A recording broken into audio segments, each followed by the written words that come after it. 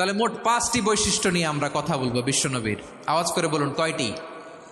1 নম্বরে হচ্ছে শাহিদ, বিশ্বনবী সাক্ষী দিবেন। কি দিবেন? He will be witness for all prophets and for us. তিনি নবীদের উপরও সাক্ষী দিবেন, আবার উম্মতের উপরও সাক্ষী দিবেন। সুবহানাল্লাহ পড়েন। কিয়ামতের দিন আল্লাহ তাআলা প্রত্যেক নবীকে জিজ্ঞেস করবেন যে তুমি কি তোমার উম্মতের কাছে আমি যা যা পৌঁছাতে বলেছিলাম পৌঁছিয়েছো? নবীরা বলবে আল্লাহ আমি পৌঁছিয়েছি।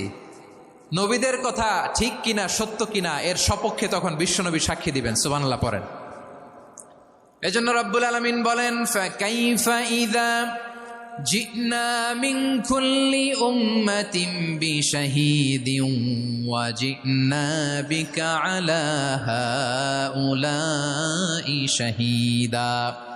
তখন কেমন হবে যখন প্রতিটি উম্মত থেকে আমি একজনকে সাক্ষ্য হিসেবে বের করে আনবো, আর তাদের উপরে নবী আমি আপনাকে সাক্ষ্য বানাবো। পড়েন সুবহানাল্লাহ।